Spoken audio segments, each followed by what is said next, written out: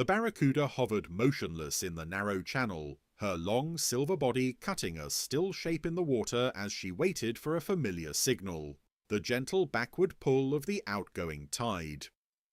Every evening, like breath drawn between coral outcrops, the sea slid outward, tugging fish and drifting plants along with it. The current funneled through this channel with predictable strength, and the Barracuda used it as a hunting ground. She knew precisely when the tide would shift, when prey would be drawn into the narrowing funnel, when the water darkened with suspended life. But tonight the water held its breath. No pull, no shift, not even the subtle pre-tidal tremors that always brushed along her lateral line. She flicked her tail once, testing the water. It was unnervingly still, so still that the suspended particles of the reef hung perfectly in place, unmoving, as if the sea had turned to glass around them. Far below, sand lay in smooth, undisturbed ripples that never stayed intact this long. The Barracuda could see each detail with startling clarity. That clarity troubled her.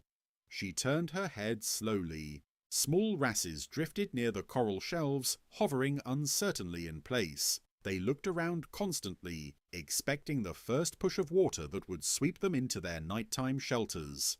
Instead, they floated in a confused cloud, spacing themselves awkwardly without current to guide their positions. Farther along the channel, a pair of goatfish sifted through sand with lazy flicks of their whiskers. They moved slower than normal, their bodies heavier, as if the water resisted their movement. It wasn't resistance, it was lack of motion. Without current, even swimming required more effort. The Barracuda twitched. Normally she would drift effortlessly with the first seaward pull, letting the water carry her alongside prey, but absence made her muscles tense. She kicked her tail harder, creating her own motion in water that stayed still behind her, refusing to participate. Above her, the surface glistened in moonlight. Instead of forming waves, it remained strangely flat, disrupted only when a fish breached. The moon reflected off it like polished metal, too perfect, too quiet. A school of jacks approached the channel mouth. They circled once, then twice, expecting the tide to drop, opening the passage that normally widened their hunting run. But nothing changed. The jacks shifted uncomfortably, their bodies tense, unsure if they should advance or retreat. One bumped another, agitation travelling through the school. The Barracuda sensed fear in their motion. She glided closer to the reef wall. Coral polyps were still extended, something that never happened this late into the night. Without tidal flushing, they hadn't retracted. A few swayed weakly, not from current, but from micro-movements of the fish around them. A parrotfish slept nearby in its mucus cocoon, but the cocoon sagged strangely, lacking the slight water flow that normally pressed it into shape. The Barracuda passed it by, paying no mind. Sleeping parrotfish were not her prey. She felt something else then. Heat. Not warm patches from sunlight trapped earlier, something more subtle. Lack of movement kept the water layering improperly. The surface cooled slightly under the night sky, but the deep water stayed warm, and without the tide mixing them, the layers sat atop one another, barely interacting. The Barracuda descended and felt the warmth pressing upward, like the water itself resisted sinking. Her gills fluttered faster. She darted upward again, searching for any sign of outward flow. A butterfly fish zipped past her, then stopped abruptly, tail fin fluttering in panicked bursts. It had overshot its shelter in the coral because it expected a push of current that never came. The Barracuda ignored it. It wasn't the right kind of prey, but noticed the desperation in its movements. Still no tide. The silence of water was the worst part. In normal nights, even if predators made no sound, the sea itself hummed. Thousands of tiny vibrations, sand stirred by current, coral cracking softly as it fed, shrimp snapping in bursts. Tonight the snapping was sporadic, weakened. The soft shifting of water against rock was gone entirely. The Barracuda suddenly jerked her head to the right. Metallic clinks reverberated through the water. Humans. Their research boat drifted above the channel, lit by faint red lights. The boat rested almost too still. It bobbed weakly, but lacked the rhythmic lift and fall of tidal movement. The Barracuda watched the underside of the hull cast a perfect shadow, something impossible during active tide where water constantly distorted edges. The humans lowered instruments into the water. A cylindrical sensor descended past the Barracuda. She flicked away from it, keeping distance as it sank toward the sandy bottom. One human leaned over the rail, scanning a display. "Tide is late again," he muttered. "Second night in a row." "Late?" another replied. "It hasn't started at all." He tapped the screen. "Oscillation is flat. Zero seaward flow." A woman adjusted a second instrument. "Temperature layering is static. No mixing. That shouldn't happen in a channel this narrow." "And salinity gradient?" someone asked. She shook her head. "Unchanged." The Barracuda didn't know their words, but sensed their stress. Even predators could smell fear in minute electric shifts through water. She drifted closer to the sandy floor. She blew a jet of water, disturbing the sediment. The cloud rose slowly, then fell straight down. No sideways drift. No dispersal. The sea had stopped exhaling. She turned sharply at a sudden shimmer. Small anchovies gathered in confusion at the channel mouth. They formed a tight ball, then loosened again, disorganized. Normally the outgoing tide funneled them like a liquid rope. Tonight they lacked direction, easy targets but not behaving normally.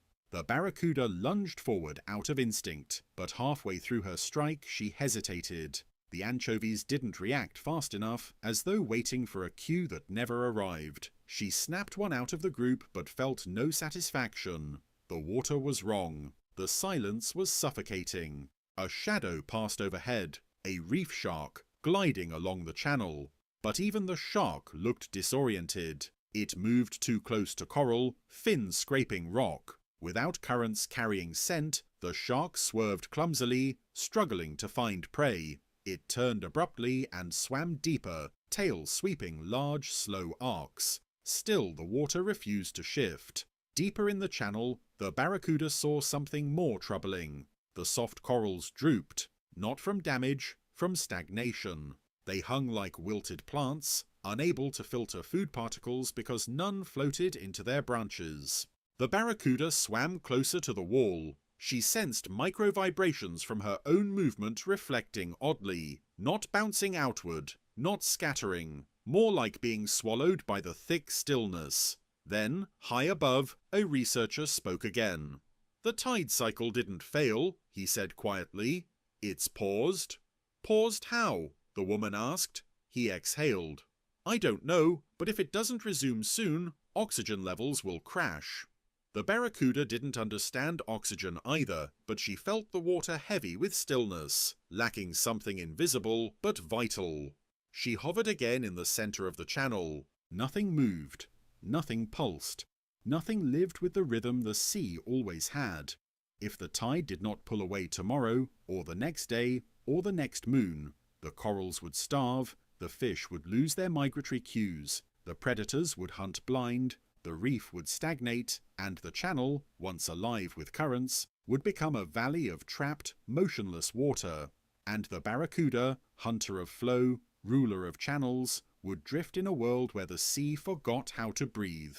The Barracuda remained in the channel far longer than instinct told her to. Her kind seldom lingered in still water. They thrived in motion, in shifting currents that carried scents, prey, and energy. But tonight, the sea around her felt thick, oppressive, as though time itself was suspended beneath the surface. She hovered near a coral outcrop, tail gently sweeping the water in slow, frustrated strokes. Nothing around her responded, nothing shifted. Her lateral line registered nothing but the faint quiver of her own movement.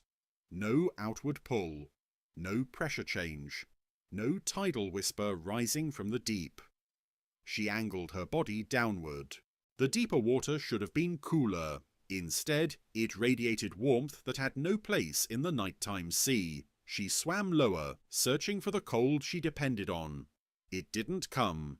Near the sandy bottom, she noticed something unsettling. Tiny bubbles clung to grains of sand, unmoving. Normally, gases trapped during the day escaped upward once the tide changed and the water mixed. Tonight, the bubbles simply sat, suspended halfway between release and dissolution, waiting for a shift in water that never came. A filefish drifted nearby, its body angled awkwardly. Filefish usually used gentle currents to maintain position, barely moving their fins. Tonight it fluttered desperately, overworking its small muscles. It jerked sideways, bumped into a coral branch, then straightened itself with exhausting effort. The barracuda watched it with growing unease. Her hunting instincts twitched, but even that felt wrong. Prey moved unpredictably in stagnant water. Some swam too slowly, others with chaotic bursts. She was built for precision strikes based on flow. Without it, her body felt clumsy, oversized, inefficient. She pushed off from the reef wall, slicing through the channel again. She moved faster this time, stirring the water into a trail of swirling particles. Normally, the swirls would drift apart, carried by the outgoing tide. Instead, they hung behind her like smoke, refusing to disperse, forming a ghostly trail of her passing. Something flickered in the corner of her vision. A grouper lay half-hidden under a ledge. But instead of its usual calm dominance, the grouper's gills fluttered too fast, working harder in the unmoving water. It opened its mouth wide once, a sign of stress, then settled again, glaring outward with dull, unfocused eyes. The barracuda sensed the change not only in predators, but in everything around her. The sea's hierarchy was dissolving. The rhythm of feeding, hiding, migrating, all depended on motion. She glided upward. On the surface, the world looked even stranger. Moonlight reflected on a sheet of water that behaved like metal, not fluid. No ripples, no waves. Even the smallest disturbances from fish or falling debris died too quickly, as if the water swallowed impact. In the distance, the research boat still hovered, but now its positioning lights glowed brighter and the humans were moving with urgency. One dropped a new sensor rig into the water, a long vertical array of instruments meant to read temperature, salinity, flow, and dissolved oxygen. The barracuda watched the rig descend. Normally, such equipment swayed as currents caught it. Tonight, the line fell straight down, perfectly vertical. A man on deck muttered in disbelief. It's like the ocean turned solid. Another woman checked a monitor. Look at the stratification. This isn't normal. It shouldn't be this sharp. A third scientist leaned in. The warm water layer is trapped. No mixing, no flow. And the tide sensors? Someone asked. The woman shook her head. Flatline, zero movement for 4 hours. The barracuda didn't know the word hours, but she felt the truth of it in every still molecule. She dove suddenly, agitated. Fish reacted slower than usual. A soldierfish darted left too late, bumping into a coral head. A cloud of anthias spiraled awkwardly, unable to read each other's movements without the subtle cues water provided. Even the corals seemed tense. Their polyps strained outward, waiting for particulate food that never arrived because nothing drifted. A few polyps had begun retracting early. Starvation behavior. As she passed a branching coral, she noticed something worse. A faint sheen on its surface. Not bleaching, not disease, but a thin layer of microbial film stirred by stagnation. Without tidal flushing, harmful bacteria would build up. She rose again, circling the channel mouth. Her body brushed a school of tiny fish, startling them. They scattered in a confused bloom, but without a directional push from the tide, they spiraled aimlessly. Suddenly, a mullet shot past her, swimming hard. Not from her, but from something else. The barracuda turned sharply. A reef shark barreled through the channel, its movements frantic. Without current to carry scent, the shark had become nearly blind to prey. It smelled stale water, flat water, old water. Its eyes darted, and its tail thrashed harder than necessary.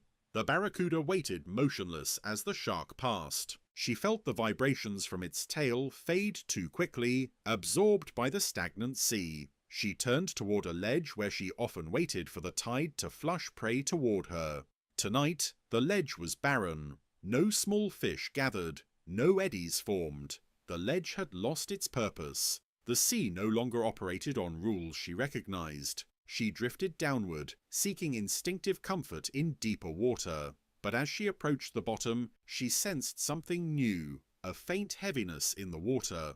Low oxygen. She flared her gills, pushing harder. Fish in low oxygen layers often became sluggish. Predators too. If the tide didn't return soon, entire layers of water could suffocate. Above, the humans' voices grew sharper. "We need to send word to the main station. Oxygen depletion is accelerating. If the tide cycle doesn't resume, the channel could collapse ecologically." The barracuda didn't understand collapse, but she felt its shape around her. The channel was holding its breath. For too long. Dangerously long. She swam through the center of the still passage one more time, watching the sea behave like a trapped lake rather than an ocean gateway. If the tide did not pull away tomorrow, or the next moon, or the next cycle, the corals would begin to rot, algae would overgrow, small fish would lose their schooling cues, predators would lose hunting instincts, oxygen would vanish layer by layer, and the channel, proud artery of the reef, would become a silent, stagnant basin. And the barracuda, born to ride currents, to dart through moving water, to strike with the sea's momentum behind her, would live in a world where motion died and the oceans stopped breathing.